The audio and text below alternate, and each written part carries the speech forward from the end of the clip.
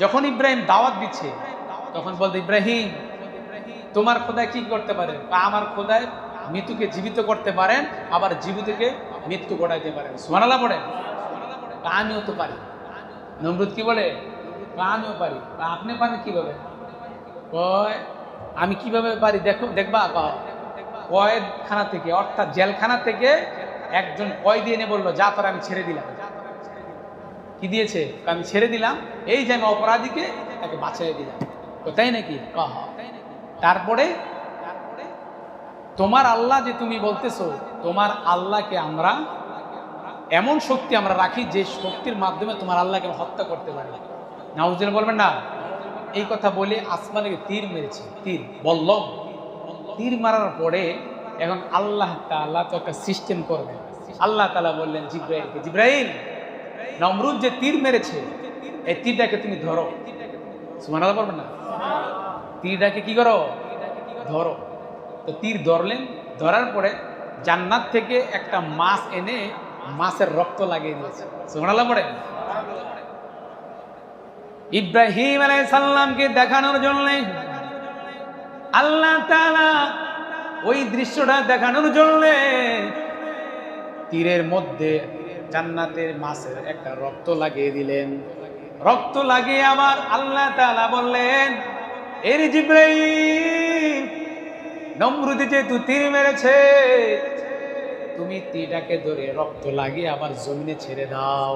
কারণ ছেড়ে দেওয়ার অর্থ হলো যখন রক্ত নিয়ে তীরটা মাটির মধ্যে যাবে, নিচে যাবে, তখন নমরুদ বলবে আল্লাহকে হত্যা করেছে। এই কথা যখন বলবে, এই কথার জবাব দেওয়ার জন্য আমি আল্লাহ তাআলা যে কি পারি, আমি আল্লাহ তাআলা তাকে চরম শাস্তি দেওয়ার জন্য আমি সিস্টেম করব। এই জন্য তীরটাকে যখন জমিনে ছাড়লো, নমরুদ এবার ধরে বলতেছে, দেখছো ইব্রাহিম, তোমার আল্লাহকে হত্যা করেছি। নামাজে পড়ে, তোমার আল্লাহকে হত্যা করেছি। তাই নাকি? কয় হ। কিভাবে? দেখছো রক্ত লাগিয়েছে। কিছুদিন যাওয়ার পর আল্লাহ তাআলা এই নমরুদের শাস্তিটা একটা ল্যাংড়া মশা দিয়া দুনিয়া থেকে বিদায় করেছেন। সুবহানাল্লাহ। ল্যাংড়া মশা দিয়ে কিভাবে বিদায় করেছেন? নমরুদ একদিন কথা বলতেছে, ওই কথা বলার মাঝখান দিয়ে তার নাকের মধ্যে দিয়া একটা ল্যাংড়া মশা মাথার মজকের মধ্যে ঢুকে গেল। সুবহানাল্লাহ। মাথার মধ্যে যখন ঢুকে গেল, ঢুকে যাওয়ার পর এখন মাথার মধ্যে গিয়ে মশা খালি বন বন বন বন করে আওয়াজ করে। নমরুদের মাথা গড়ো, আহারে এই কেমন মশা আমার মাথার মধ্যে গিয়েছে, আমার তো ঘুম নাই, খাওয়া নাই, অস্থিরতা অস্থিরতা, বাপ কি করা যায়? এখন তার মাথার মধ্যে খালি থাপ্পড় দিলে মশা আবার চুপ হয়ে যায়। সুবহানাল্লাহ। আর একটু জোরে বলেন না? মশা যখন বনবন বন্ধ করে দেয়, নমরুদটা, ওই নমরুদ তখন ঘুমায়। একদিন রাগ হয়ে হামানকে বলতেছে, এরে হামান, এরে আমার বাম হাতের মন্ত্রী, বাম হাতিয়ার, এরে হামান, আমার মাথার মধ্যে তুমি যত বাড়ি দাও, আমার তো বাড়ি দিলে কিন্তু আমার মাথার যন্ত্রণাটা কমে না।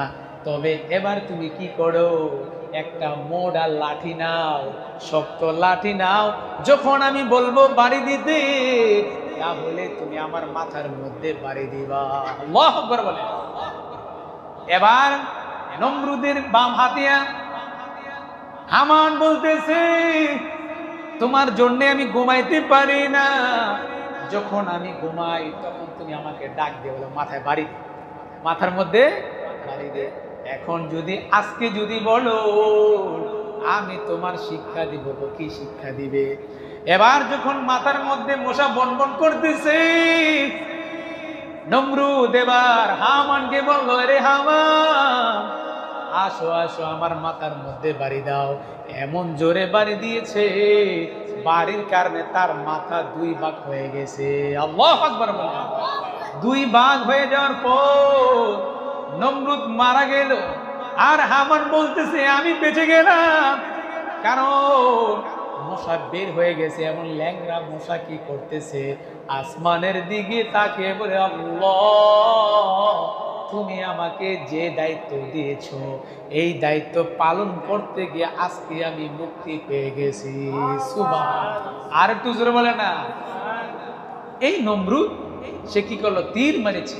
তীর মারার পরে যখন রক্ত লাগিয়ে দিল আল্লাহ তাআলা, এরপরে এই হামানকে দিয়ে এমন জোরে বাড়ি দিল, এই নমরুদ মাথা ফেটে দুই ভাগ হয়ে দুনিয়াতে বিদায় নিয়েছে। আল্লাহু আকবার বলে। এটা করে দিয়েছেন কে? যারাই আল্লাহর সাথে শত্রুতা করবে, নবীদের সাথে শত্রুতা করবে, আল্লাহ তাআলা তাদের সাথেই কি করবে, এই আচরণ করবে।